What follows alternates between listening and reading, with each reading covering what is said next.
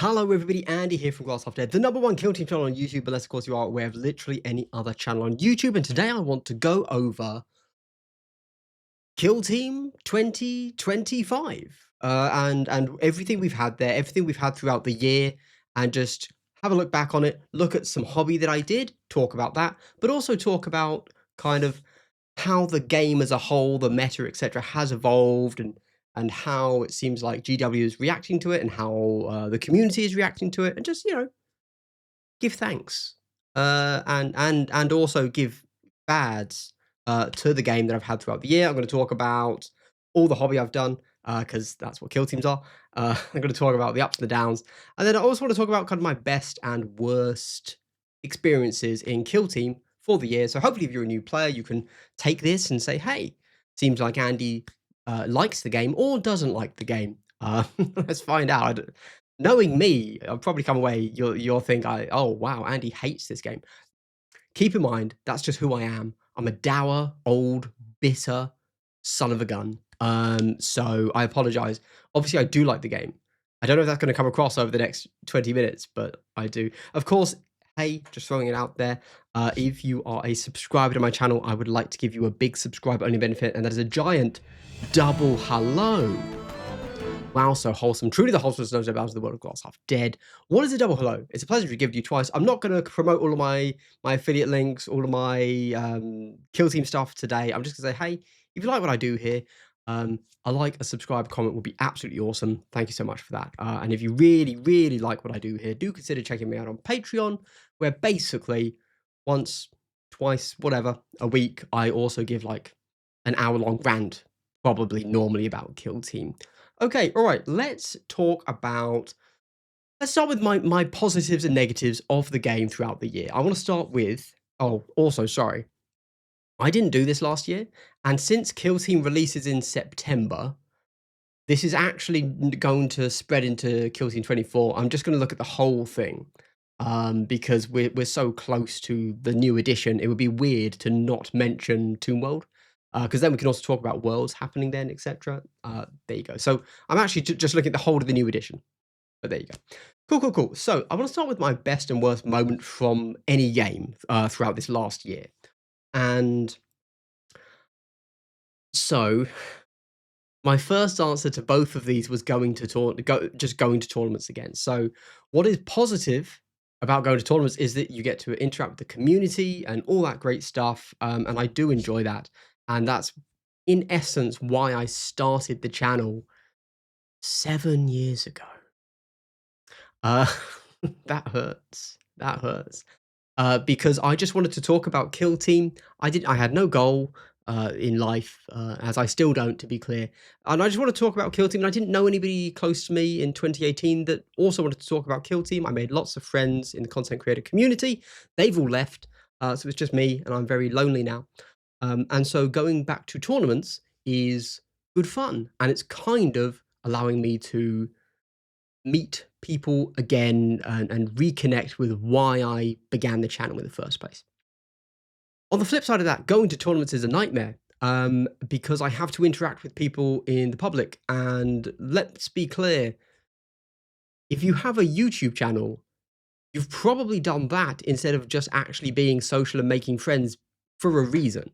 So understandably, although it's great to get back out in the community and meet people again, just play games and like be an adult and social, I also don't like doing that. I'm very flighty, very flippant with these things. Sometimes, like I'm a true introvert. I recharge my batteries on my own, but I do occasionally need to go out and like drain those batteries by meeting people. But my God, half an hour would be good. I'd say like a half-hour social thing.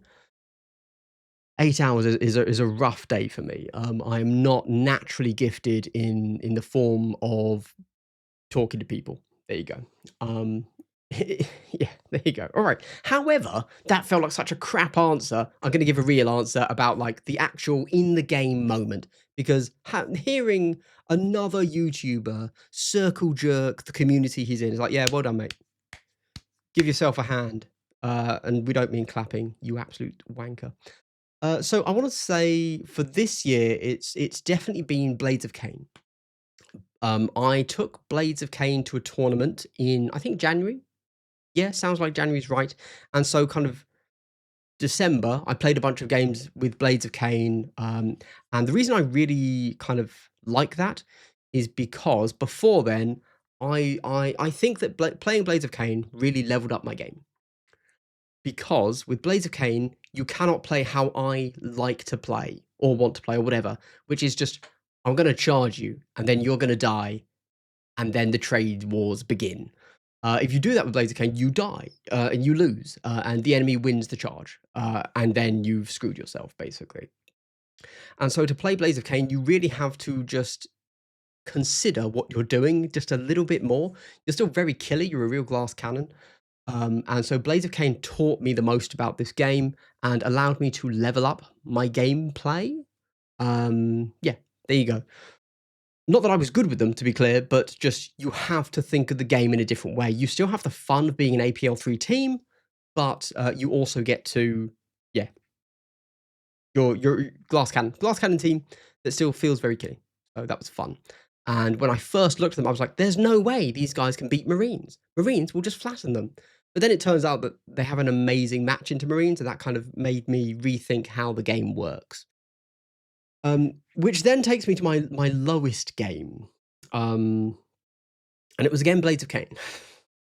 So yeah, my first game of the tournament that I was taking them to in like middle of Jan, it was horrible. I want to be really clear. The tournament was so cold, and for some reason, the UKTC in the UK, they just hire out a giant sports hall, and I thought, cool, there's going to be 600 people all crammed into a sports hall. It's going to be really hot. I'm not going to take like gloves, hat, all this stuff, right? I'm just going to go. The car will be heated on the way there. It'll be hot in the sports hall. Cool. And it was not like holy. I was shivering. I was literally shivering as I played my first game. It was mad. As soon as we finished, I left the room because it was so cold in there. My fault for not wrapping up. I had just assumed that it would be warm. There you go. There you go. Anyway, I lost to Nick, who you may know as the Crossfire Games guy. He was my, randomly drawn. He was my first mission matchup. That's the word. He absolutely smashed me. And in this game, he was playing Wrecker Crew. That is a great matchup for Blades of Cain, and this is why I'm so annoyed by it. Because as soon as I saw Wreckers, I was like, oh, I should win this. And yes, Blades of Cain should win. And just the first thing I did was I let him get a blast attack on 3 of my guys.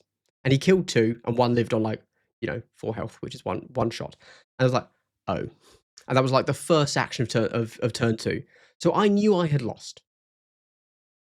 But it's a tournament. You can't get salty just because you've done a dumb thing, right? You got to play it out.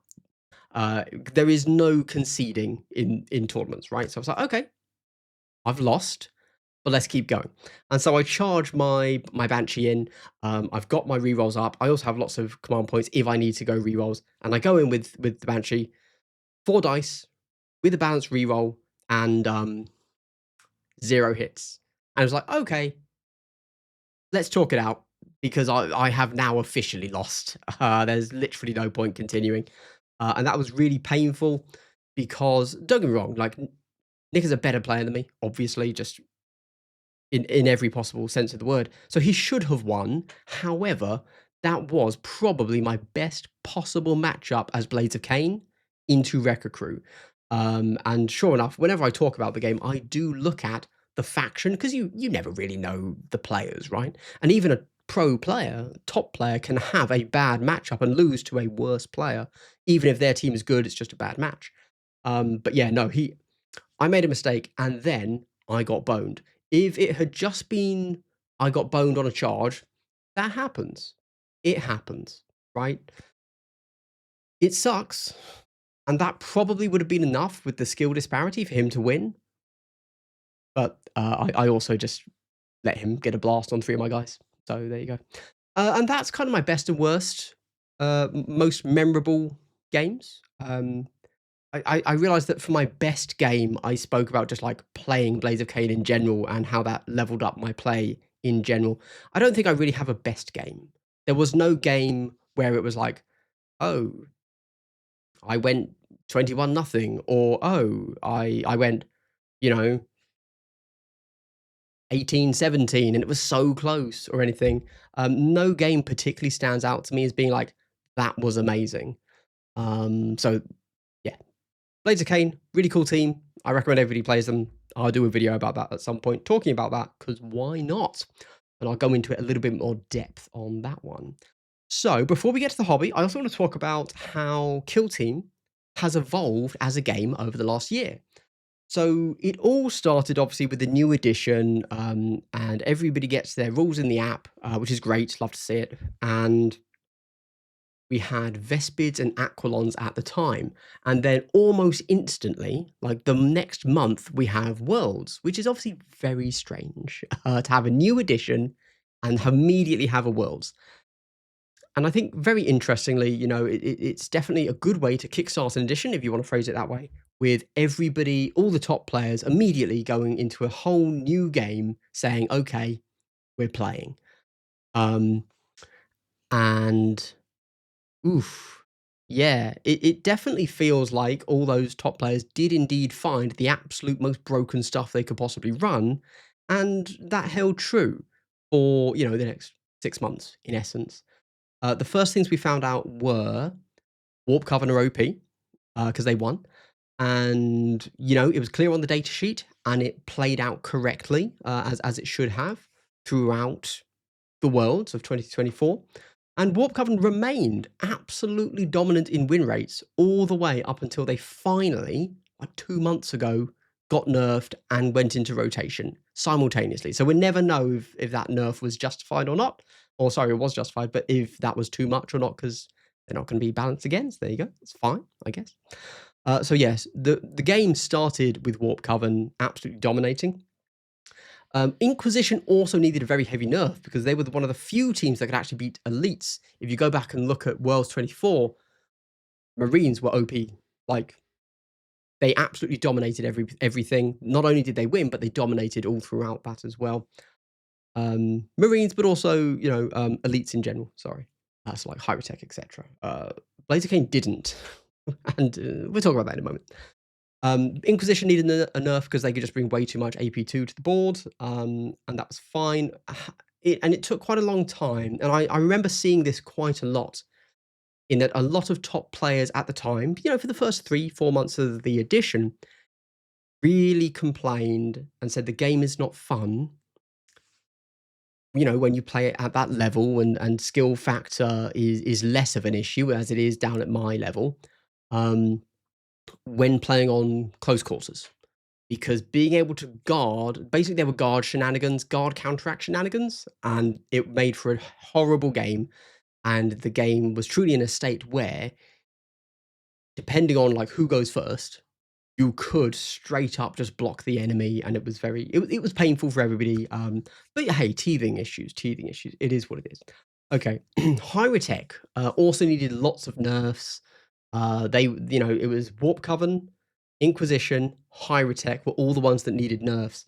And I remember the really amusing thing about the Hyrotech nerf is that they first took the nerf. So they dominated.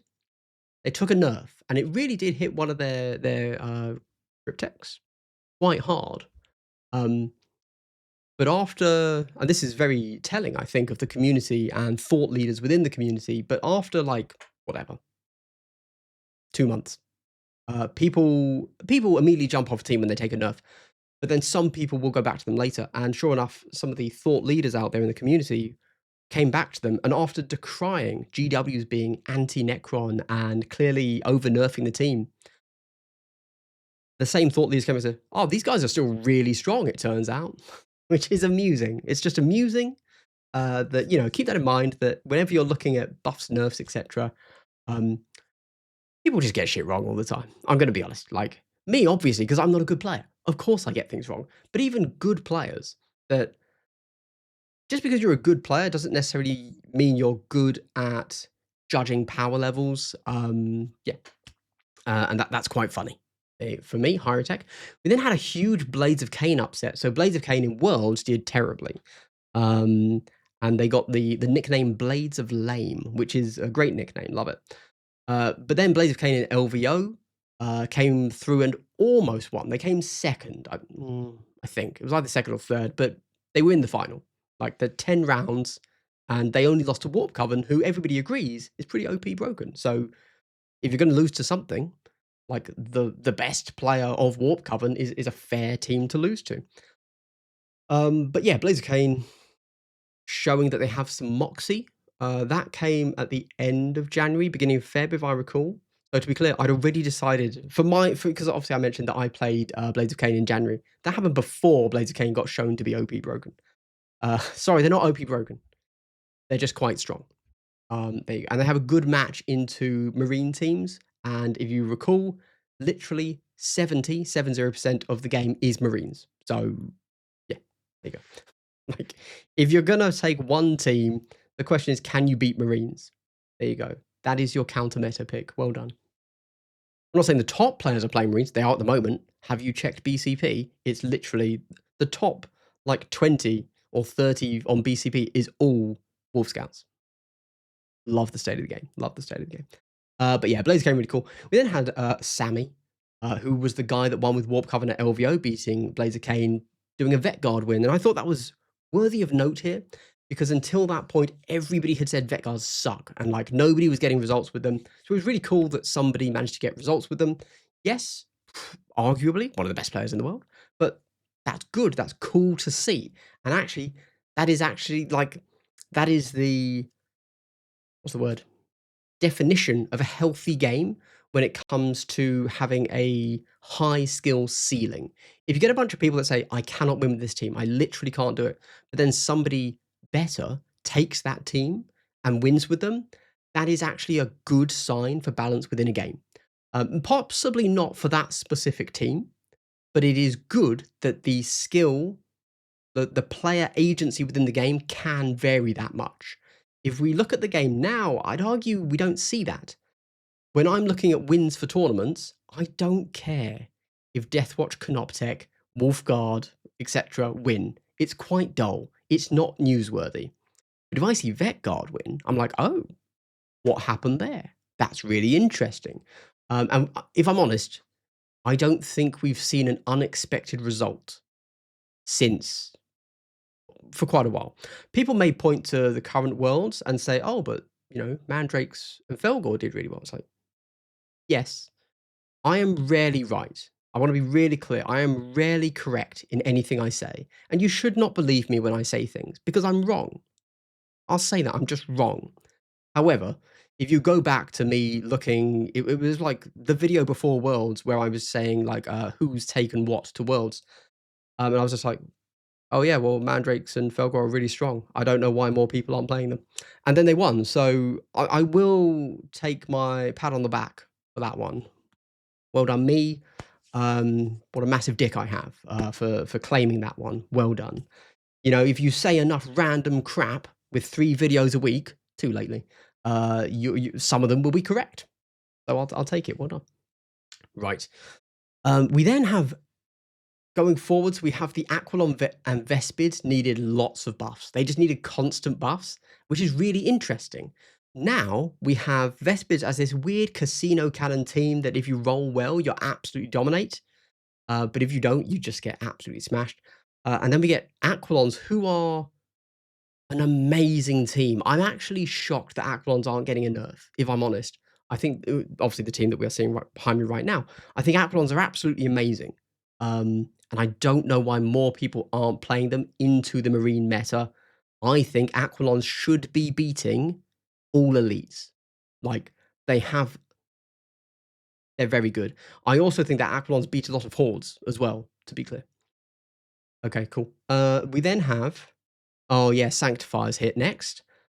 So Sanctifiers and Goremongers came out at the same time, and nobody paid attention to Goremongers because Sanctifiers were insane. Sanctifiers quickly took a nerf which removed an Alpha Strike, because in the new kind of balancing zone that Kill Team wants to be in, they don't want turn 1 alphas. Okay, turn 2 alphas, fine.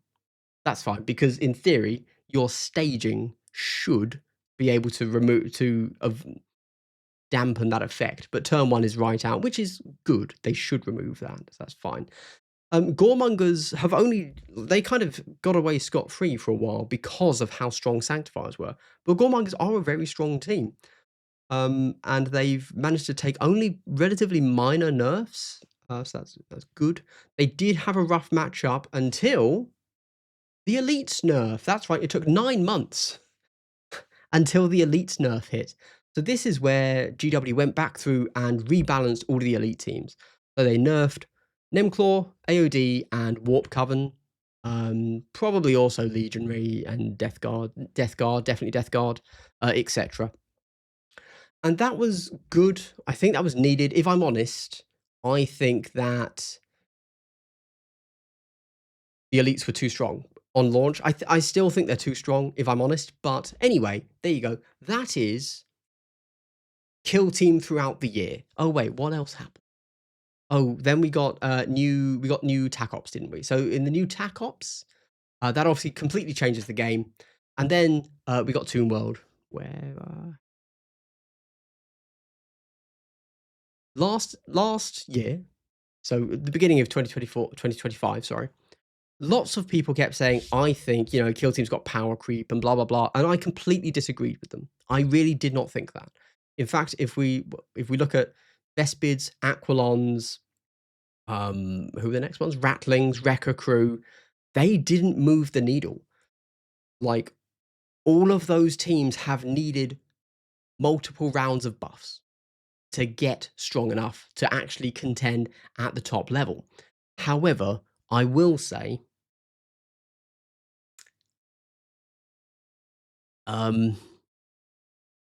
yeah, yeah. So I would have vehemently fought anybody that said that Kill Team is in a series of power creep. And we still had lots of like Warp Coven was the strongest team. Like that's not even a team you can buy in a Kill Team box, right? Wormblade remained strong. Brood Brothers remained strong. Blades of Cain were a previous team that turns out to be really strong. So I would have said whoever was saying that power creep is a thing, totally wrong. I would have fought them on that all day, every day. Fight me, bro. Now I cannot say that. I would say that in the Toon World era, looking pretty rough. Anyway, let's talk about hobby. So another thing that is always this is the most first world problem, first world content creator problem you've ever heard. But I'm going to say it anyway because I guess I want you all to hate me. If you made it 22 minutes in, 23 minutes, you probably already do. So I'm glad to really work towards that with you. Basically, as mentioned at the start, I got into Kill Team because I wanted friends to talk about Kill Team with. Cool. I then suffered from success and started getting my own stuff from GW. Great. Big fan. However, now all of this hobby I have to do on my own. And like genuinely, I know this sounds dumb, but I genuinely hate painting. Like, okay, hate might be too strong, but like it's genuine. I really, really dislike painting. Hate's probably too strong. You've caught me on that. But yeah, like I have no positive associations with hobby, with paint. Sorry, I like hobby. I'm specifically, I do not like to paint. Hobby, kit bashing, great fun. Love it. Building models, awesome. Because it's easy and I don't care if it looks good or bad. But painting, you can really tell when something looks good or bad. And I really, really dislike it. So having to do all of this just locked away, rushing through it so that I can get stuff out for release date because I feel I have to. I don't even use painted models in my release day videos. Why do I do it? I don't know. 'Cause I hate myself, probably. Oh yeah, no, that's right. Yeah, okay, hit the nail on the head on that one. So let's talk about this team. I did not like this team because I don't like filigree. Filigree sucks. Like, yeah. And unfortunately, with my paint schemes, I want dark filigree with light armor. And the way I always paint is, of course, I do like it's all contrast paint. And so therefore, I have to paint the panel color first which means I have to hand paint the filigree.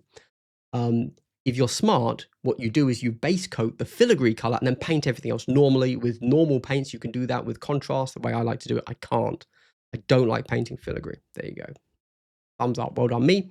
Although I will say that these were painted as an homage to the previous colors of last edition. So, you know, you had red for pentagon, which was 6. You had triangle, which was black for 2. Square, which was blue for 3. These, you know what? Now that I'm trying to remember it, these were insane. I liked the shapes. I'm pro shape, but man, they picked the. Now that I'm out of the system, trying to remember, I was like, what were they smoking? Crack is always the answer, to be clear. So the hat was red. It's orange, but it was, you know, the red, and then it was the blue and the white and the black guns. So that was the homage there. I will say, if I were to redo if I decide, screw it, I'm going Aquilons because everybody plays elites, so I'm going to do Aquilons. Fuck them. I would redo these with Kassakin heads, and then I think just the head swap improves them so much. Not that I think these look bad, but Kassakin heads are one of those heads similar to like Skitarii Rangers that really makes everything just look better. That's cool. We then have, obviously, our bad boys here, our Vespid. I did a bone-coloured one because when I knew that I wanted the bases to match because they were both going on Volcus, but I had no idea what to do for these guys because you see this this colour. I assume it's Leviathan purple or Leviathan blue or something. Normally, I like to match my kill teams with my 40k armies, and that is not the colour I do for 40k Tau. But it's the colour I did here. So this was a bit of a, yeah. After doing these, after deciding, yes, I have to do the filigree, I then wanted less of a paint job on these. So it was literally just my standard, you know, bone dry brush, done. But you know what? I've played Aquilons like once. Maybe I've played them twice. I've barely touched the team, which is mad. I should play them. I've played these guys a bunch. I think they're more fun. There you go. We then go on to the starter set teams, which is who are these? Plague Marines and the AOD. So we start with the Plague Marines. This is a really interesting team. They obviously took a nerf, and the nerf made them significantly harder to play. However, was needed. Until this point, when they took that nerf, they were a little bit of a hard counter for certain melee teams. So this was healthy for the state of the game that they took this nerf, but it definitely hurt the team quite a lot. It's taken me a few games of these guys, but I actually really like this team. I don't play them much because I don't think they're particularly strong, and they just require a little bit more brain power because everybody here does a specific thing. If you have one guy in the wrong place, you've messed up. I'm talking about mechanics, aren't I? Sorry, hobby. I was playing a bunch of World of Warcraft at the time, and I like the Death Knights, and so I did these in a Frost Arthas Death Knight scheme. I think they look awesome. Really like them. Quite interestingly, until I did a final dry brush of like a light blue to make them icy, they look aquatic. This was a very quick scheme to do. I think they've turned out awesome. I really like them. Good team. I would recommend this team, but keep in mind that it's the kind of Marine team where if you put the wrong thing in the wrong place, you've messed up the team. But they are fun. I like them. AOD. So AOD had a little bit of a resurgence with me personally lately because I took them to my last tournament. There's a tournament review video somewhere out there. I like them. I think they're good. I, like everybody else, played them solely with aggressive dueler until they got the nerf, and then I, like everybody else, stopped playing them. I was never a huge AOD player, to be clear. It was more my opponent played them a lot, and then they also jumped off them because everybody had only played them with dueler. Again, this was absolutely mandatory for the state of the game. You cannot have dueler on the Marines. That double block is insane. Probably leans a little bit towards why the current Deathwatch Aegis is poorly thought of in regards to balance. But yeah, I think this team's still solid. They don't have tricks, but they're very generic. in the sense that you don't need a specific guy to be in a specific place. You just do a thing. Your leader, Justian, the captain, is now the mandatory pick because he allows you to get lots of shenanigans. You never take a sergeant now, and that's fine. I like this team. It's good. If I want to have a low brain power game, I play AOD. There you go. So good for tournaments because you can get to the end of the day of 4 rounds and be like, I still know what I'm doing. Cool. And if you mess up your activation order or order of operations, then you probably haven't cucked yourself. You can probably still win. So good stuff. Like this team. Charging any basically, the captain is the strongest model in the game. He can beat anything else in the game, and that's quite fun. Everybody else is still good, but he's the best. And that's fun. You know, when you're looking at like these compared to say Nemclaw or something, it's easy to say that, oh, well, the Nemclaw have a melter, so that's really, really good, and they're better at going into other marines. Yeah, but Justian's your melter. He will smash any other marine in the game. So it's pretty cool. We then go to the Rattlings. I like the Rattlings. I took them to a tournament and I came third. I was pretty happy with that result. They've since then had a huge buff. They were really struggling into Marines because you only get like 2 dashes, 2 Scarpers, which is like, oh god. Again, this was I tried to hobby-wise match. No, did I? Don't know why I did this scheme. I don't like it. It's fine. They look fine, but like this isn't really a scheme that I use in anything in 40k. So I don't know what I did here. Clearly, you're probably wondering, Andy, why do you do so much bone all over the bloody shop, mate? It's because it's fast. And again, I get these, you know, first world problems, first world creative problems. I get these, and I think on one of the time, I only had like a week before I had to do content. So like, I don't have long. I have a full-time job. You know, I might only have like in terms of actual hours, like 4 hours to paint a team. Not always. Often I have more than that. But once I get the email saying it's coming, I have to immediately think, okay, we've obviously seen the teams on Warcom, so I can plan things. And I really have to say, okay, I have to paint this team as fast as humanly possible so that I can get past the hobby, which I dislike doing, and start thinking of the mechanics, the content I want to make, etc. What do I do? And it's like, screw it, I'm doing bone armor because that's the quickest thing I can do that doesn't look terrible. I'm not saying my bone armor looks great, but it's a thing. There you go. But yeah, Rattlings are fun. I've enjoyed playing them. I've only played them once since the buff, but that's a great buff for them. I suspect if this was a more popular team, we would see them winning more tournaments. I think they have everything they need to win a tournament, you know. Yeah, they are exactly where they need to be power-wise. In regards to hobby, obviously having to buy, like, the Ogrins are a real problem. I've only put these 3 here because they're the correct color scheme, but I have 3 others as well, because you never take Ogrins, you take Bullgrins. There you go. Then we get to the Wrecker Crew. I love the Wrecker Crew. So this box here, actually, no, it's not Blood and Zeal. Brutal and Cunning. This was actually probably my favorite, most played box. I didn't realize it at the time, but I've played a lot of Rattlings, and I've played quite a bit of Wreckers. And I actually really like both of these teams. They're completely different. And actually, probably, this is a great example of the variety that Kill Team can bring to the table. They play nothing alike, but they actually have a good match into each other. They have a good match into other teams. Wrecker Crew were instantly easier to understand how they play. Rattlings took a lot longer. They've both needed a buff.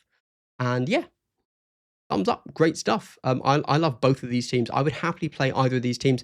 I believe that Wrecker Crew is stronger, just in the current meta. Yeah, there you go. Not just for the fact that they are simpler, which they are, but they are also quite strong. And again, when you're at a tournament or something, or you're just not feeling it that day, it's kind of it's good to know that you can just run forwards and throw dice, and you might still win. You can't really do that with Rattlings. You do need to know with Rattlings because you're in 11 model teams. You can't just go in there with no thoughts. You have to have a plan. With Wrecker Crew, a plan helps, but you don't need it. and you might still win. We then get to Blood and Zeal. This was my worst box of the season, and I did not enjoy it. As you can tell by the fact that I've literally only painted the leader, and that was for a thumbnail, and I didn't paint the others. I did, a little bit, and I was like, no, I don't care. Which is really weird because this should have been the team that I liked. This is basically Eldar Chaos, right? Like they're 9 models. Are they? Are they 9? Are they 8? I think they're 8. 8 models. Super melee focus. Got a little bit of movement if they need it. Blah blah blah. But no, it was just a whole Blood and Zeal box. I bounced off. But I have played against Goremongers once. Somebody else played them, but I've never played as them. And then we get the Sanctifiers, who I actually fully painted. Again, you can tell, I've gone the Bone Armors because there's a lot of models to paint in this box, so I had to do something. So I went with these chaps because, I don't know, I just did. I wanted to get them done. I don't know why I fully painted this team. Never played as or against. That's the weird thing. Played against once because somebody was playing them. I smashed them because I was AOD with Dueler. And then I played into... I've never played this team. And you know what? I'm okay with it. For some reason, I just didn't... when Blood and Zeal hit, I was just checked out. There you go. Which is such a shame, because I have a World Eaters army, and I have a Sisters of Battle army for 40k. Why was I so checked out? I don't know. We then get into Typhon. And this is, again, one of the ones that I kind of play quite a bit of. So, Blood and Zeal totally missed me. Like, I literally didn't play them at all.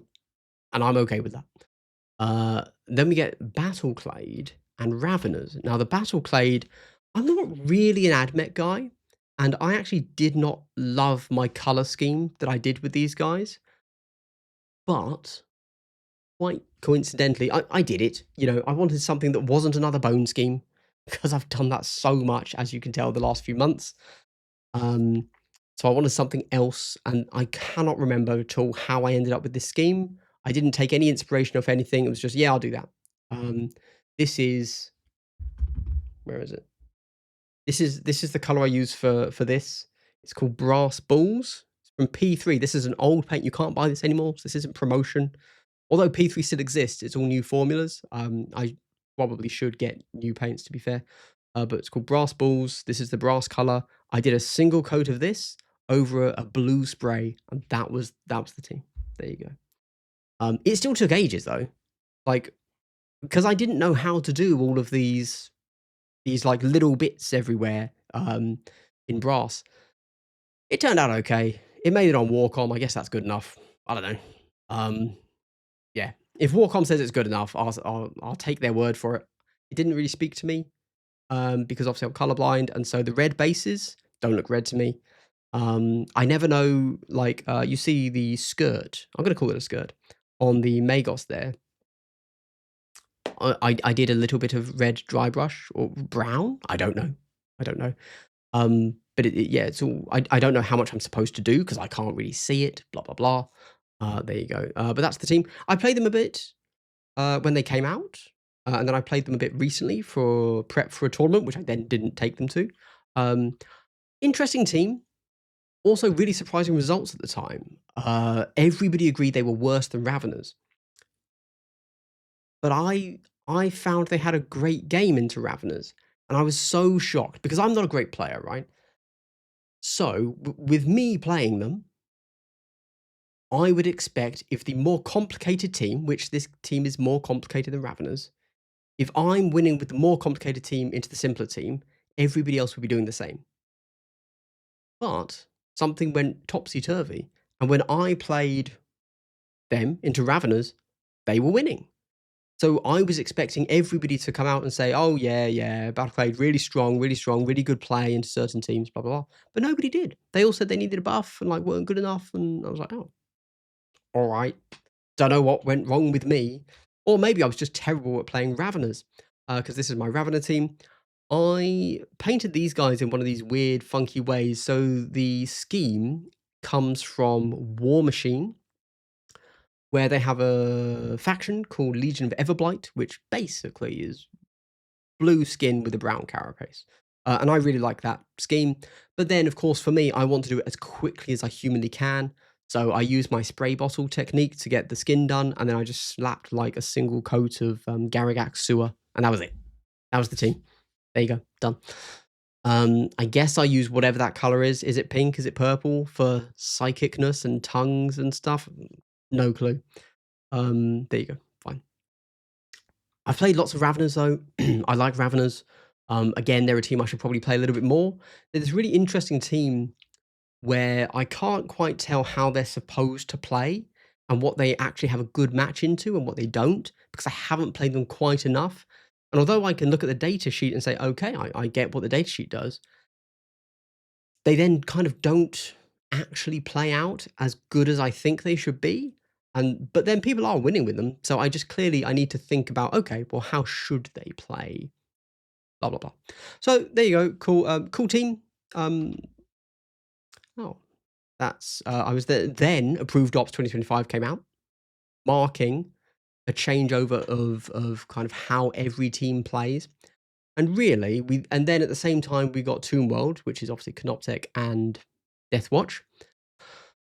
And so honestly, I almost say that 3 months or however long is almost lost when it comes to terms of like the balance of the game, because everybody's figuring out the new approved ops, which is cool. I like that. I like that, stuff can be changed, I guess, and has such a big impact of changing the secondaries. Cool. Really, really good. We then get the Death Watch. These are my, oh look, bone scheme again. Yeah, if they're going to give me 10 models, I'm going to do a bone color scheme. Sorry, that's how life works. Only if it was a 5 model box would I consider not doing a bone color scheme. Right, so I guess there's literally nothing else to say about the about the hobby, is there? They're another bone armor team. However, that's not true. So if you look to the left there, you'll see I've given everybody I could a Reaver helmet because they look cool. And on my power weapons, so my Xenophase blade and my power sword here, this was the first time. Basically, one of my locals, who is significantly more into hobby than I am, as in he's into it at all. That would be significantly more than me. Had like a cool power sword, and I saw it. I was like, oh, that's better than what I do. I should do that. In general, what I do before was I would do like a single, because I'd be doing contrast. I do a single coat of Talisar blue, and then I just hit it with a highlight, like a dry brush of silver, so that it looks like, oh, it's a bit sparkly. Cool. And you know what? That works. However, it's not much more effort to give it a bit of texture, like I've done with these power weapons here. You still hit it with just a light green, then a darker green, but leaving the center a little bit clear, and then your even darker green or blue, whatever, just dabbed on the edges. Make sure that it's all wiggly. You don't want any straight lines, so it looks like a power field. There you go. So that was fun. I like this team, Deathwatch, really fun team, really good team. I really like it mechanically, but it's the most played team, so I can't play it. I can't play it. Same for Wreckers. I really like Wreckers, but they're now like the second most played team, so I can't play. So sad. Oh, what a first world problem, right? And then we get the Canoptech Circle. I don't pass. I don't even know what I was smoking on. Oh, crack. I chose to do them in a color scheme that I don't like because I wanted them to match my Tomb World terrain. And I figured if I painted my Tomb World terrain like I've painted my Necron army for 40k, it would take too long. And so it was quicker to match my Canoptech Circle to this new terrain Necron color scheme. And it was. This was a very quick scheme, but I think it shows. Let's be honest.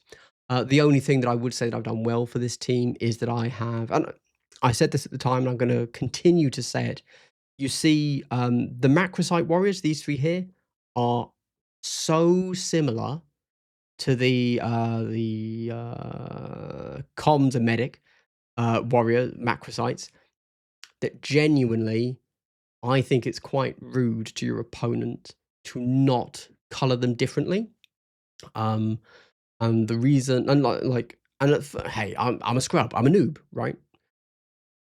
But if I can help my opponent with a splotch of color, I will do that every time. I'm not precious about my color schemes, obviously. I want a color scheme to be fast, and that's what I care about.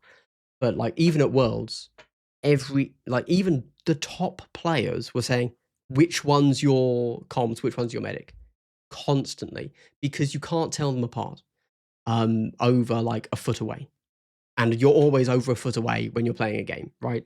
So it's a bit of a shame to not see others follow that, but it is what it is. Cool. We then get into Wolf Scouts, the boys.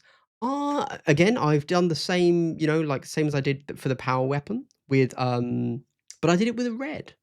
The reason, so when I first painted these guys, they actually have lots of a super lack of features on them, and so I then went back in and did more red on them than I normally would, so that they look like a bone and red scheme. Before I did that, they were just a bone scheme with nothing sticking out. So like, oh god, I've got to do more, because they don't have a shoulder pad, like a normal marine shoulder pad to color in, and that's what makes them look a bit weird and barren. And there you go. But these were fun to paint. I do like Space Wolves. I'm not super into the Viking thing, but I can appreciate it. But so I swapped out all of the heads for generic Phobos heads, so that I don't know. You know why? Because my bone scheme doesn't work well with flesh. Because again, I don't like painting and doing things, so my flesh is just looks like my bone armor. It's like, ugh. But also, in fairness, it's not just that. It's that I find, because again colorblind, so I like larger color differences, and so having a flesh color, which is different to a bone color for me, even for me, it still doesn't stand out much, right? It just looks like, oh, that bit has been highlighted more or less. Whereas a different color is like, oh yeah, really cool. So if they were blue-skinned humans, I would 100% have done that. That'd have been awesome, but they weren't. So there you go.